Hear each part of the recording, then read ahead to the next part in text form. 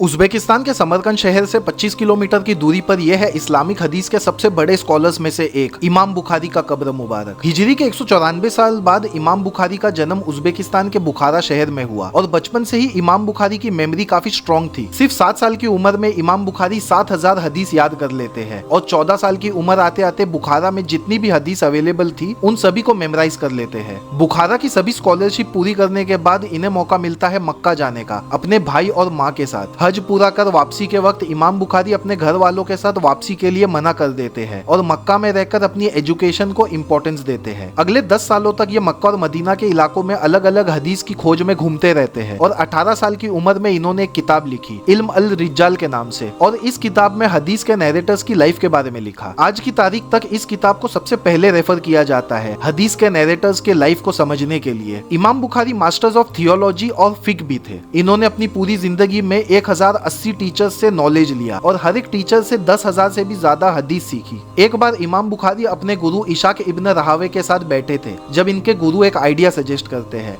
कि क्यों ना ऐसी किताब लिखी जाए जिसमें सिर्फ ऑथेंटिक हदीस हो और यहाँ पहली बार इमाम बुखारी को ये किताब लिखने का आइडिया आता है। इस किताब को लिखने के लिए इमाम बुखारी को टोटल 16 साल का समय लगा जिसमें 5 साल बसरा और 11 साल मदीना में रहकर लिखा। इस समय तक इमाम बुखारी 6 लाख हदीस याद कर चुके थे, ऑथेंटिक और वीक दोनों। और इस किताब को लिखने के लिए 3 क्राइटेरिया सेट किए गए। 6 लाख हदीस को इस क्राइटेरिया से चेक करने के बाद सिर्फ 7275 हदीस पास कर पाते हैं। खास बात यह भी थी कि हर एक हदीस को चूज करने से पहले इमाम बुखारी 2 रकात नमाज पढ़ा करते थे in the Rawdah of prophet Muhammad peace be upon him. इमाम बुखारी दीन की तालीम में जितना एक्सपर्ट थे उतना ही कमजोर दुनिया के मामलात में थे। इन्हें कोई भी दुकानदार चीजों को महंगा बेचकर ठग देता था और बाद में पता चलने के बाद भी ये उन्हें माफ कर देते ताकि कयामत के दिन इन्हें सजा ना मिले। काफी उम्र गुजरने के बाद जब इमाम बुखारी अपने वतन वापस लौटे तो मशहूर होने की वजह से इन्हें दूसरे आलिमों से जलन का सामना करना पड़ा। एक दिन यहाँ के गवर्नर ने इमाम बुखारी को अपने बच्चों को तालीम देने के लिए कहा पर इन्होंने ये कहकर मना कर दिया कि मेरी तालीम लेने के लिए गाँव के दूसरे बच्चों के साथ भेजा जाए। गवर्नर के कई बार कहने पर इमाम बुखारी मना कर देते हैं और गाँव में ये बात फैल जाती है कि इमाम बुखारी को ईद के दिन गवर्नर इस गाँव से बाहर निकालने वाला है। दूसरे आलिमों की जलन और गवर्नर के इस रवैये की बातों को सुनकर इमाम बुखारी अल्लाह से एक दुआ करते हैं, या अल्लाह दुनिया तो बहुत बड़ी है